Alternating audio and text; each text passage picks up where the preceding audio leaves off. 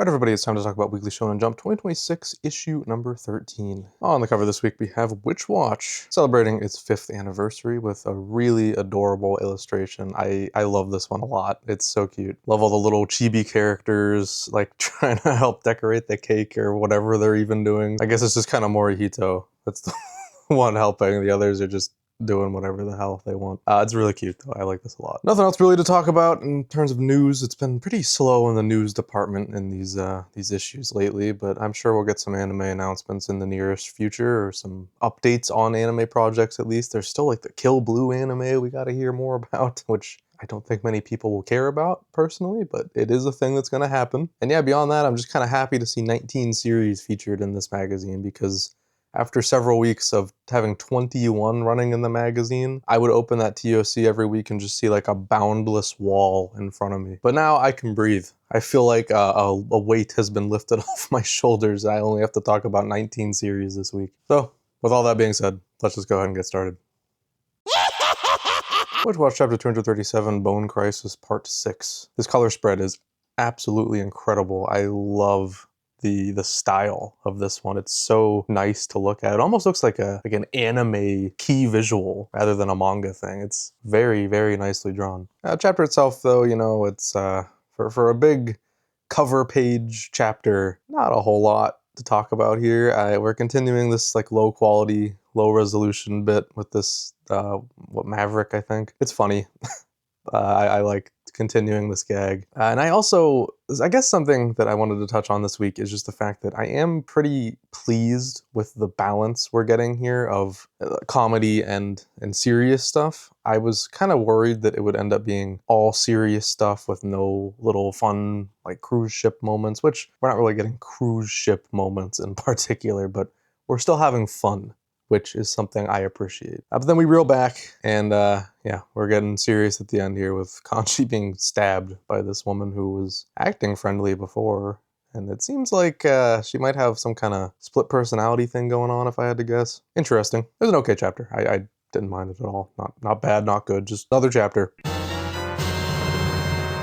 Ichi the Witch, Chapter 71, These Few Final Seconds. Nothing like a little bit of soul-crushing to start my morning. This was very sad, obviously. I'll talk about the end in a second here, but in terms of before the ending, these words that Crow chooses to share in his final few seconds, or moments, however long it is. Very beautiful. Telling Octobomb now. When did his name become Octobomb? Did I miss something, or is this just he's saying his true name now? He just knows it. I don't know.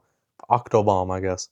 Telling him that human lives are beautiful and that he too can learn to live the way he did. I think it's a really sweet sentiment and something I always like in stories whenever we can have a good guy tell a bad guy that you don't have to be like that. You can move on. You can grow beyond what you are. They don't fully give up on somebody. And there are some people who are truly irredeemable, and I don't think that should happen. There are many times in manga where irredeemable people have gotten this treatment, and I'm not a fan of that. But this isn't the case here with Mr. Octobomb here.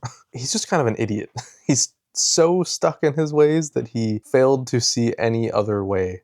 But all he needed was somebody to talk to him, and Crow would have been the one to do it. And in his final moments, he's realizing that, yeah, I mean, I probably could have handled this better.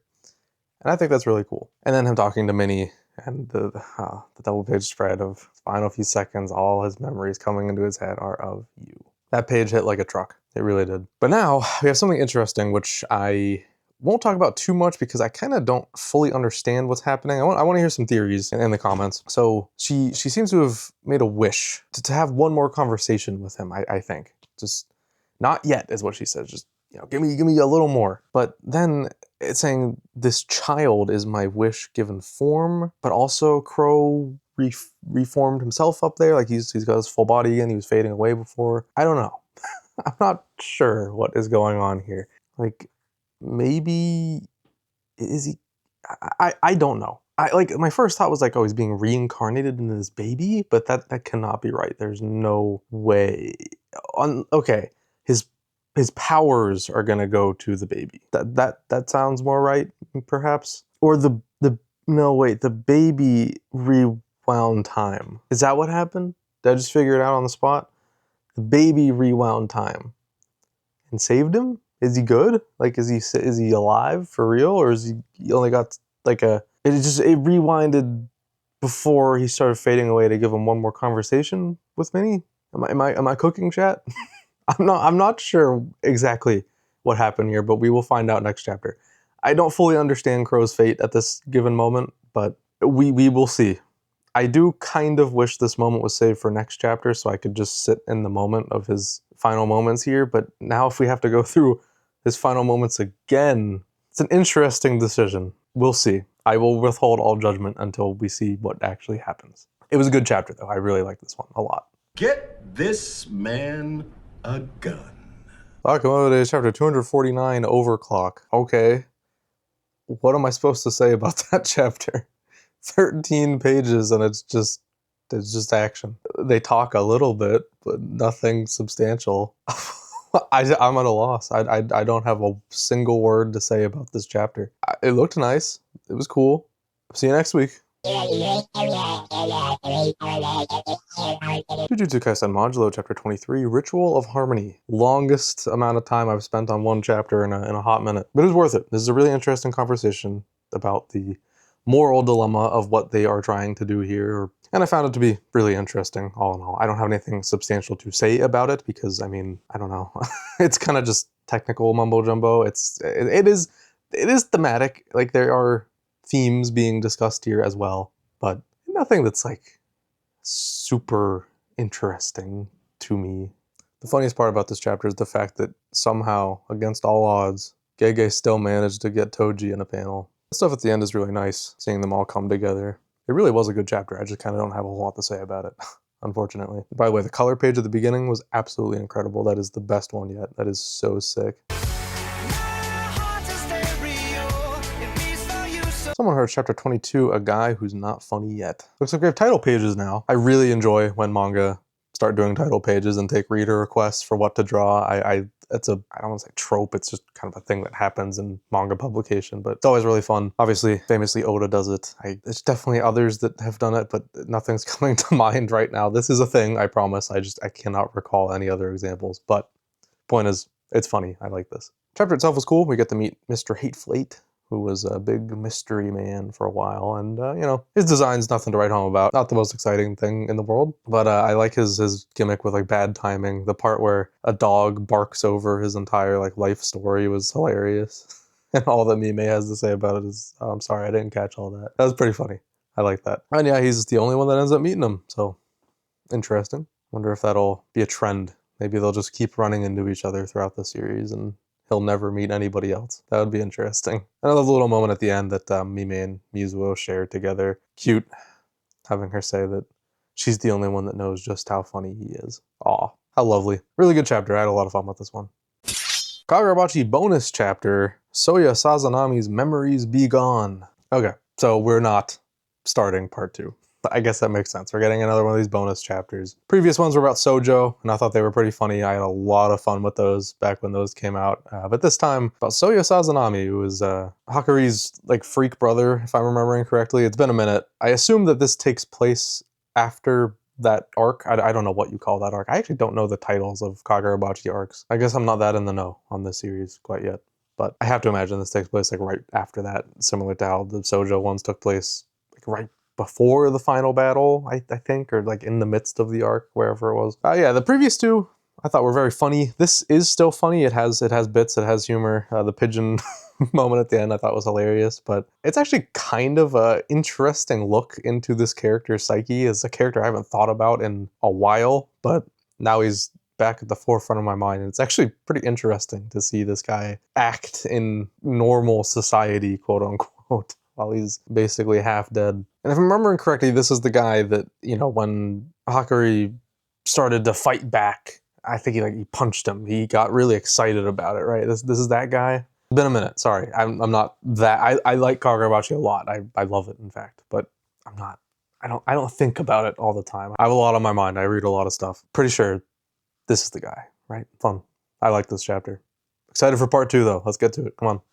Next week, maybe? Hopefully? Are we getting another bonus chapter or what? I'm fine with whatever, but man, I am ready to see part 2. I'm very excited about that. Blue Box Chapter 231, happiest I've ever been.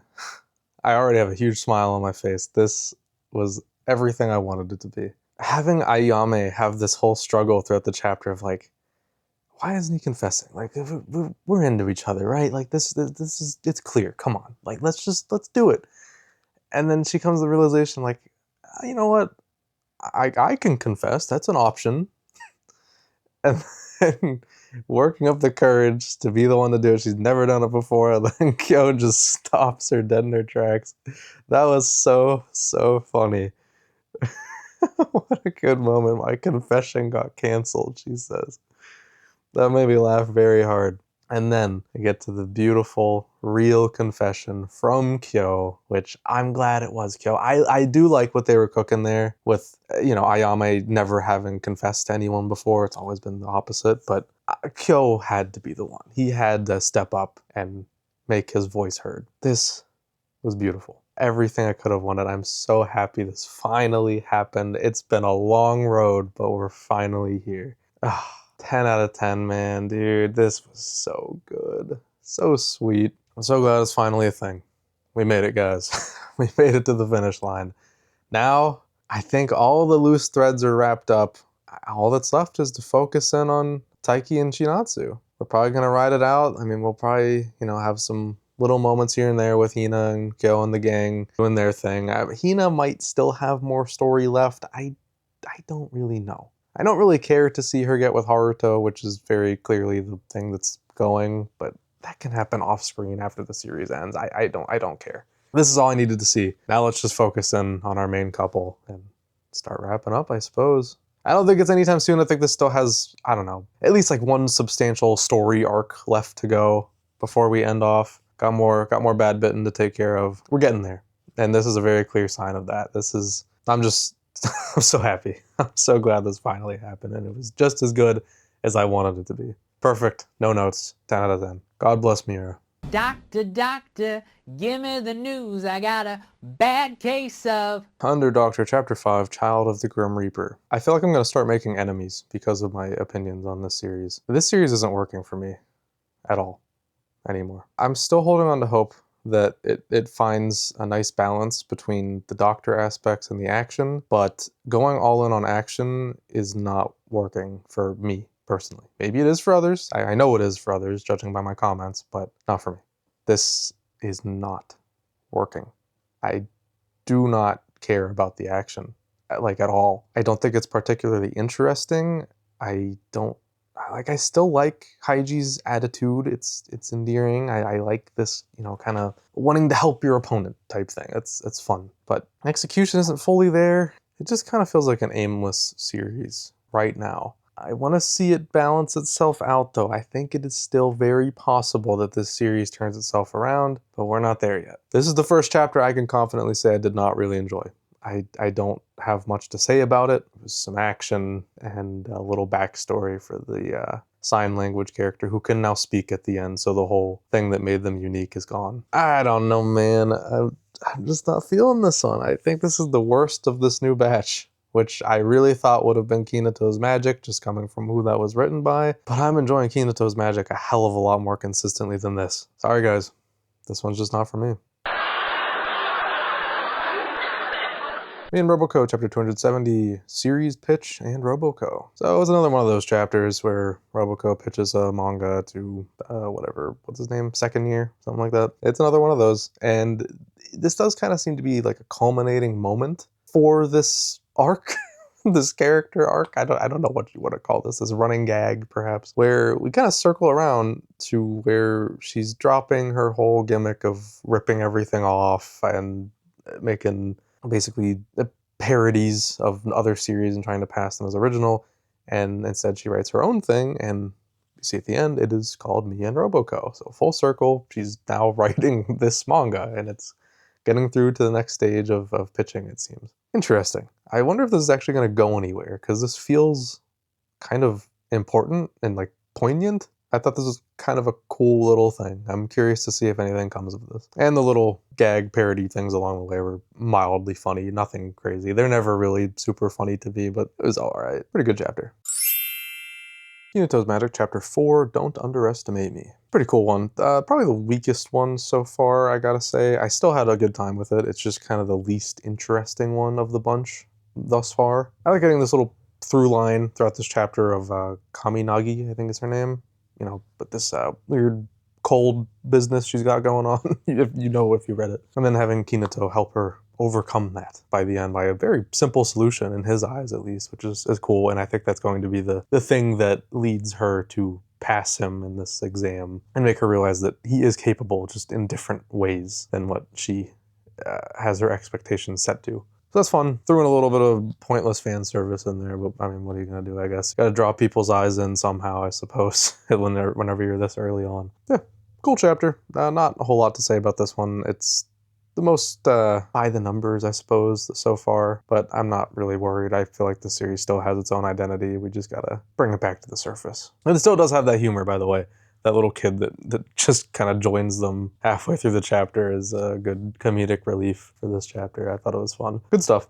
Akane-banashi Chapter 195, The Ishokai Leaves Port. This is one of those ones where the chapter title isn't revealed till the end of the chapter. This is a good chapter. It's very transitional. Like we're getting to big stuff already, which I'm pretty surprised by. We're already getting there. I guess the purpose of this chapter is to make that feel more natural, and it succeeds at doing that. I suppose Akane-banashi does kind of, in general, have pretty fast pacing, all things considered, so it's not super surprising, but it did kind of take me by surprise that we're already getting here. Regardless, it's gonna be awesome. I'm really looking forward to this. This chapter itself, again, more of a transitional thing. We're getting from point A to point B, setting up the next big part of the story, and it's nice. I like this outfit that Akane is wearing throughout the chapter at the beginning, and then, you know, throughout the little moments walking to the boat, or I guess the airport first and then the boat later. Yeah, because when she gets to the boat, she's in a cool dress too. Big thing, Makeru, back in action. My goat. Love seeing him again. That just brought a smile to my face, just to see him again in general. I miss him. Nice little cameo before we get into what is likely to be a pretty detached arc. You know how Akane-banashi goes. I call it an arc, but it's probably only going to be like 10 chapters max of this cruise ship and the performances on it. This just feels big. Like we are getting to big stuff right now, and I couldn't be more excited. So it's a chapter about looking towards the future, I guess, but the future is one chapter away. So I mean, yeah, whatever. Still had a good time with it. It's just I'm more excited to see what comes after this compared to what is right in front of me now. Alien Headbutt Chapter 3, Rooftop. Another awesome chapter. I'm very relieved to see another alien design. It's not going to be the same exact ones all over the place. We're actually getting varied designs, and this one looks sick. That is so cool. It's cool to start unraveling like a hierarchy with the aliens. Like there's this guy who eats the little guys that we've been fighting, and I'm sure there's something above him, and probably even things like in between. This is really, really interesting. The action again was just awesome. The whole like headbutting the knife into its eye was really rad. Love this. So cool. Also, the childhood friend coming into play, I think, is really neat. That's something I didn't really think about. Like, yeah, I mean, he is on his home island. Of course, there'd be like one of his friends grown up there by now. This is cool. I wonder if he's going to end up being like a mainstay character. There is a little thing going on here with like the flashback of him protecting Oga as a kid. So maybe he'll get powers or something too. Never know. Really cool though. Another great chapter. Still loving this series. That has not changed. Hima-Ten Chapter 79, Viral Feelings. It's an interesting chapter. I didn't really expect it to go this route with this concept of, you know, a picture of Iemori and Himari being out there. Kind of a neat direction to take with it, I suppose. But at the end of the day, it kind of ends up feeling pointless because, I mean, nothing really changes as a result of this happening. It's just that there was some, I guess, ship baiting happening in universe, like both from Himari and her manager, whatever her name is, just trying to be like, you know, if you were dating, that'd be kind of cool and convenient and awesome. You should maybe do that. But he's just like, nah, we're just friends. All right, man. We all know you're going to get with her at the end anyways. Why bother? It's just really interesting how far in this direction we're going before we do the Honoka stuff. I guess it's to make it feel more natural when we get there. But the point being, I think we're getting pretty close to the end. because we're doing a lot of groundwork to set up this as a more believable couple by the end of this. And I think we just kind of have to get through the Honoka situation, and probably going to end after that. These two are going to get together and it'll probably wrap up. That's what I think, anyway. I don't know what the hell is going to happen with Kana. That's a whole other thing. Probably nothing. Also, I want to point out that I think it's absolutely insane that there are no negative comments whatsoever on the post. That is so unrealistic. Like, there is actually no possible way that that would happen. I thought that was really funny. There's just seriously no way that would ever happen. I mean, good for them, I guess. Shinobi Undercover Chapter 70, Resident of the Underground. It was an alright chapter. I can't say I'm super interested in the Yotaka stuff happening with this Yoichi character. Really, you know, I mean, sure, I guess we'll have a little bit of a shake-up here. It's cool to have a new character around, at least, I suppose. Like a pseudo-ally type thing. I think that's fun. They'll probably turn on him and it'll be a fight eventually. Maybe. Once he figures out his true intentions. I don't know. Could go either way. The highlight is Suzume at the beginning being drunk and just being like all over the place in terms of attitude. Now linked back up with Umineko. That'll be fun. A little 2-on-2. I'll take it. I was kind of expecting that to be the case for this whole encounter when we first started, or I guess not a 2-on-2, a 3-on-3 at first, but yeah, I'll take a 2-on-2. Might all three of them might link back together and it will actually turn into a 3-on-3 proper. Hard to say though. What are you doing, step bro? Anyways, Exorcist Chapter 134, Resurrection. Yeah, I mean, it's another one of those. At least it wasn't like fan servicey this time, it was just action, but the action in this series is generally pretty uninteresting, aside from the one time a couple chapters ago with that water slide fight that was kind of cool. This isn't really though. It's just a lot of, you know, by the numbers, clashing back and forth until we end off with this spread of the big slash. Didn't really do anything for me. It's just, it's another New Age chapter. I guess it's fine. I can at least rest easy knowing that there was no bullshit in this one, but it's still just boring and uninteresting and leaves me with nothing to say about it because that's just New Age. That's just how it be. Ultimate Exorcist Kiyoshi Chapter 81, Returning Exorcist Kiyoshi. Another one where the title was revealed at the end. That's 2 this week. Interesting. Rewinding to the beginning, I guess the Tosaka fight is over.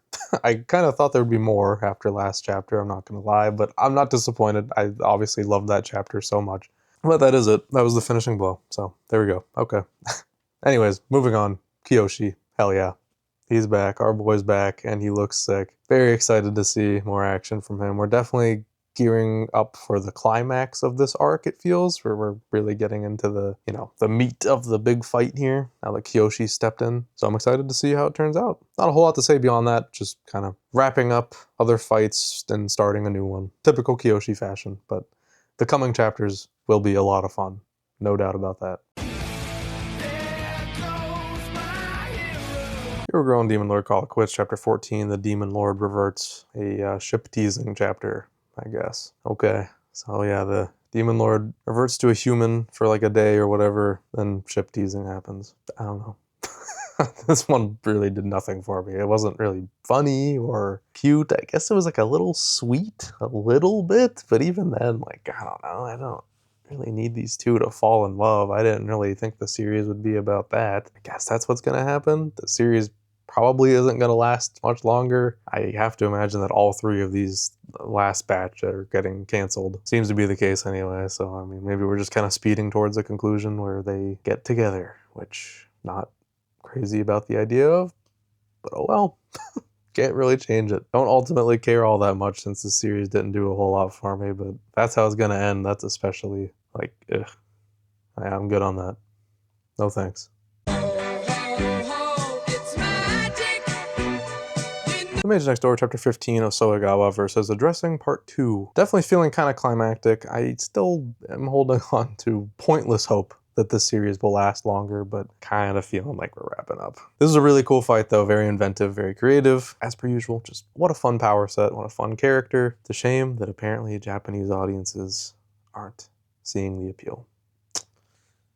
Oh well. Yeah, us returning back to the Divine Magus, or Magus, however the hell you say it, at the end is feeling like a climactic kind of thing. But, I mean, look, trying to be a little optimistic, you could view this as like, hey, we're setting up a new arc, right? You never know. But regardless, I did have a fun time with this chapter as per usual. This was a lot of fun to read. Really nice art. Really cool action. Hell yeah. What's there not to like? I don't get it. It's just a fun little series. Can I offer you a nice egg in this trying time? Gonron Egg Chapter 16, Snowflakes. I mean, I don't know. What do you want me to say, man? It's just speeding towards its conclusion. We got mediocre action and art. I guess the art as a whole did look a little better this week, unless I'm just kind of like getting used to how it looks. I don't know, man. This series is so bizarre. I can't even put it into words accurately. Just kind of doing stuff now until it ends. Like, it feels so aimless. I don't even really know what we're doing. Just, I'm watching this shit happen and I'm waiting for the last chapter to drop so I can, I guess, form some kind of an opinion on the whole thing. That will not be an easy task though, because this series is so weird. I don't even know how it got into the magazine, honestly. I don't know what Jump exec saw something in this. I can't wrap my head around it. Like, what could you possibly see in this as a successful series? Even chapter 1, I was like, I mean, I guess it's okay at best, but it's still really mediocre. Whatever. This is final chapter talk. We're already there. They announced, by the way, this week that it's entering its final battle. Wow, no way. So it's almost over. Just hold on, hold out for another couple weeks. Nothing cool about this chapter, really. There's a new form for Gonron. Doesn't really look all that cool. I don't know, man. It's Gonron Egg. What do you want from me?